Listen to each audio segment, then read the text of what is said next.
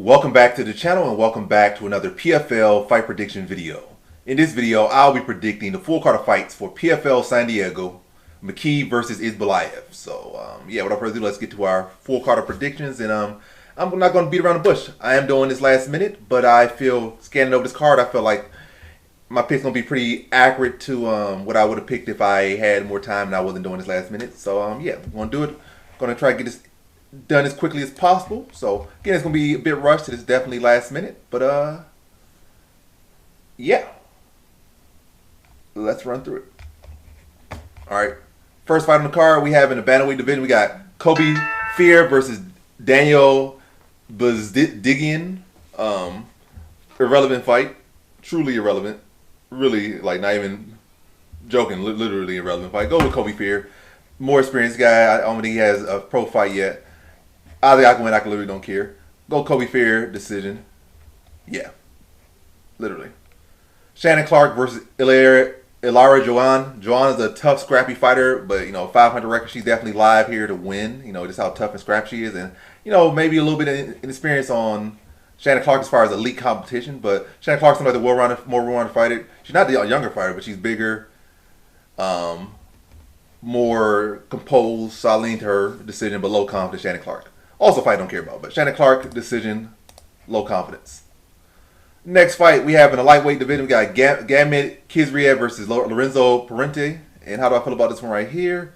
I'll go average confidence Gamit Kizriev to beat Lorenzo Parente. Parente don't look like anything particularly special. Gamit Kizriev, probably like a typical Dagestani fighter. And that's a tough thing to deal with at this level, at the lower level. Yeah, I don't see Parente. He don't like he got it. He like it. Look at his face, right? This guy don't like he believe himself to win in this fight. He like a guy that's gonna get walked over. So Gamit Kizriev, I'm already gonna say second round submission. So yeah, Gamit Kizriev second round submission. Like yeah. All right, next fight we have in the bantamweight division, we got Justin Wetzel versus Sarvajan Kamidov. And how do I feel about this one right here? I'll go low confidence Sarvajan Kamidov to beat Justin Wetzel. Justin Wetzel is definitely a tough competitive fighter and tough competitive well-rounded fighter. Experience as well. He has shown decent counter wrestling, decent submission skills. Like, he's shown to be a scrappy fighter, good cardio. Like, this guy that can cause Sarvajan Kamidov issues, and Kamidov is coming off a loss. So this is definitely a guy in Justin Wetzel who can cause issues and definitely has the ability to beat a guy like Sarvajan Kamidov. So, but I feel like Sarvajan Kamidov is gonna make his adjustment from his last fight, be to get takedowns, do enough, but close fight, maybe a split decision. But Sarvajan Kamidov doing enough on the feet, but probably losing the battle on the feet a little bit. Getting takedowns, but making adjustments, better get a takedowns, doing enough on the feet. I mean, enough on the ground. Yeah, doing enough on the feet, getting takedowns. As a matter of fact, really, Sarvajan Kamidov is going to be about doing just enough. I don't think it's going to be no amazing performance for him, but it's going to be a good win on his resume and a good bounce back from his loss.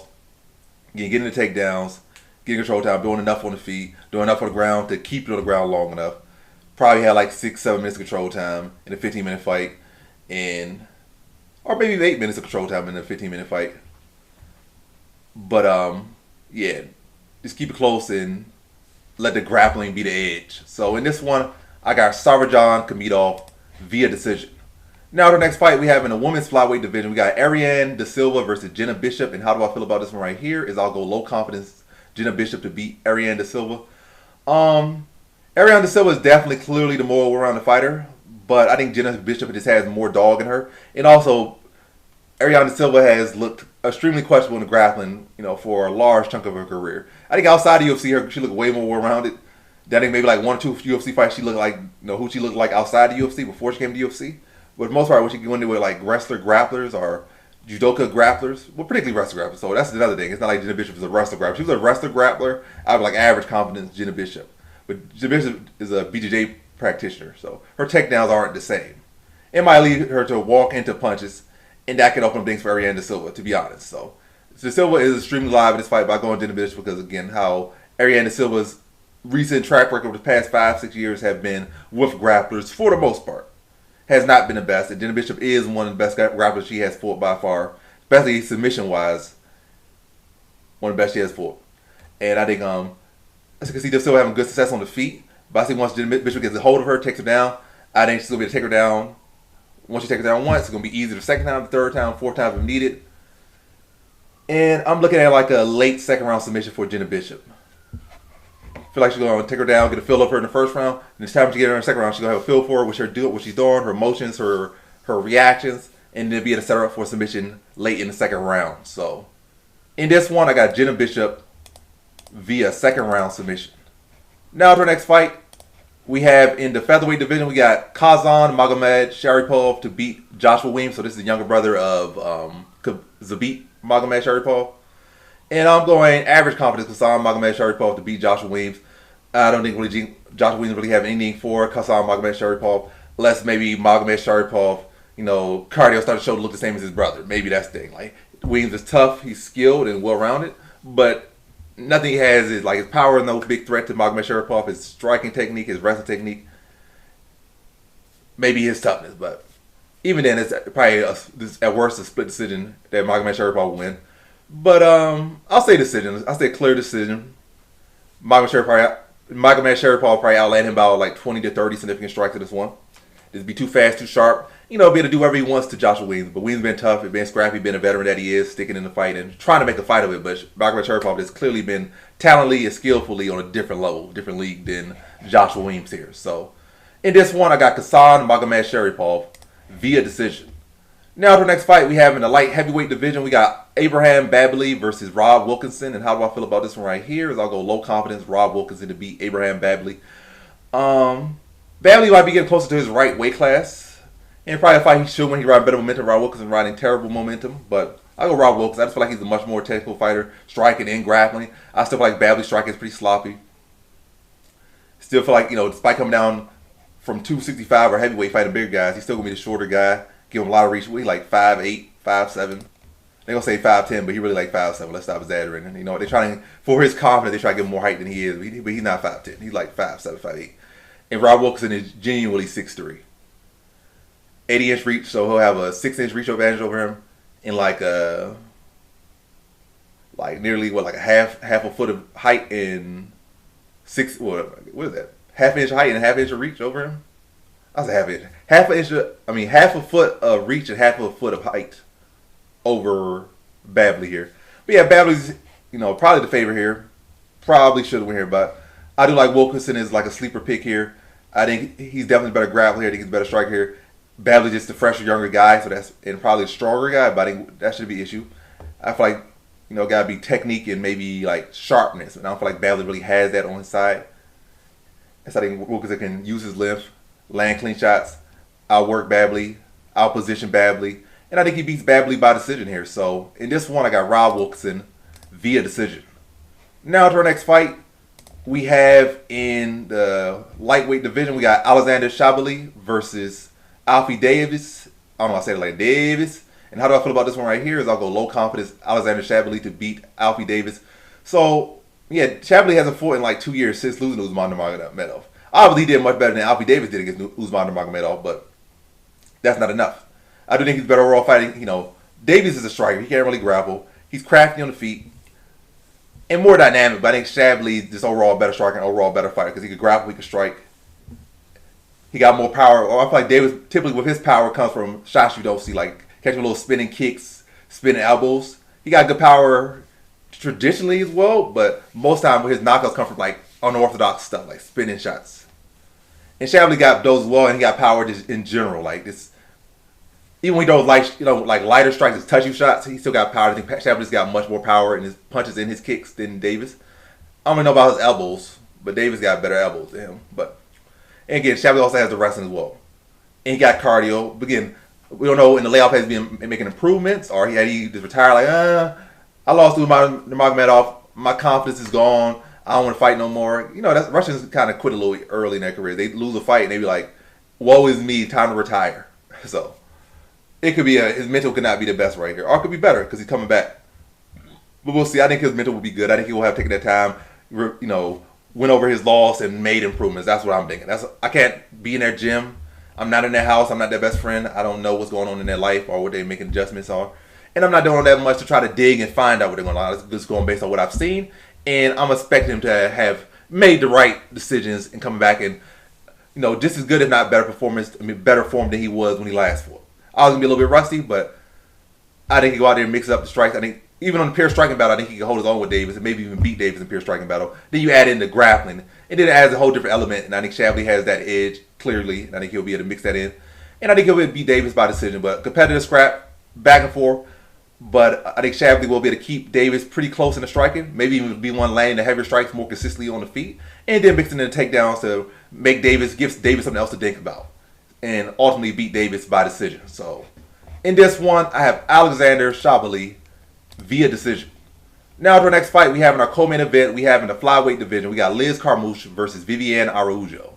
And how do I feel about this one right here is I'll go average confidence Liz Carmouche to beat Viviane Araújo.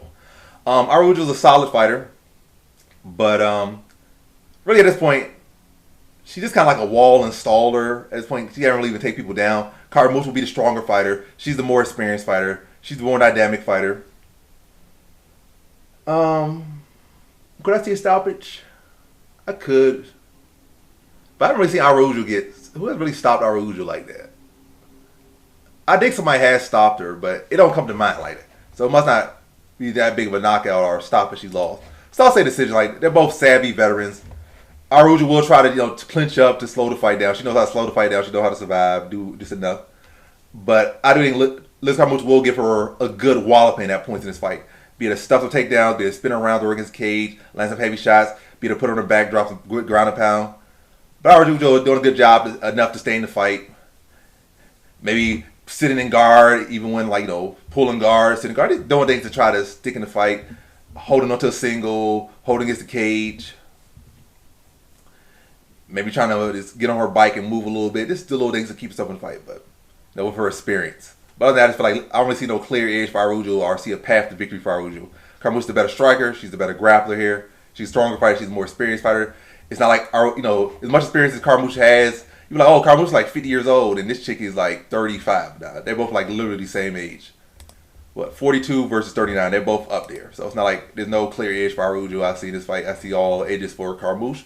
But I'll at least say Araújo is tough, and it's also only a 3-round fight, not a 25-minute fight where Carmouche will have more to build and to break her down. So Araújo, will be able to find ways to keep herself in the fight, but not really find ways to win the fight, I see. But yeah, Carmouche winning a clear decision after 15 minutes. So in this one, I got Liz Carmouche via decision. Now to our main event, we have in the featherweight division, we got AJ McKee Jr. versus Salamat Isbulaev. And how do I feel about this one right here is I'll go low confidence AJ McKee Jr. to beat Salamat Isbulaev. And for me, this one comes down to experience. Both are talented. Both are pretty young. AJ 31, Salamat Isbulaev 29. He's not that much younger, like 2 years younger. And AJ McKee Jr. has a wealth more experience, been a champion at a high level in Bellator. Obviously, could have been a little bit longer. He didn't respect the reign or his opponent that he already dominated. And he ended up losing a close decision to him in a fight that he probably should have dominated again. But it is what it is. He has fought at championship level. He has won at championship level. And he's only 2 years younger and been fighting at this level for a good period of time now. Probably for like 6-7 years. Salamat Isbulaev, this is like his first fight at this level. And let's look at the thing also. Eddie McKee is 3 inches taller. That's significant. Especially for guys who both like to throw kicks and be long range. Eddie McKee Jr., for that 55, he's the bigger guy. He's the faster guy. He's the more technical guy. He's the more experienced guy. But, as long as Eddie McKee Jr. respects Isbulaev's game, it's a good game. And also, Eddie McKee Jr. can wrestle. I think he has better submission grabs. I think overall, Eddie McKee Jr. is the better fighter here. This guy respect the power. Don't get caught by nothing sloppy or get caught by nothing winging. But, keep your speed, capitalize on your speed, match by your length. Mixing your own takedowns there as well. Keep Isbulaev, guessing too. Like, Isbulaev will try to come in, crack you with a big shot, try to put pressure on you, try to put heat on you. He's going to try to wrestle you, try to, impose the will on you. But impose your will on him. Eddie McKee Jr. is also good off his back. Isbulaev's he's only a hammer. Eddie McKee Jr. can grapple his back. He's been in fights where, he had adversity. Whether he won them or lost, he's been in adversity and had to, scrap back. Salamat Isbulaev has been like one way his whole career. So Eddie McKee Jr. got experience in every single facet over Salamat Isbulaev.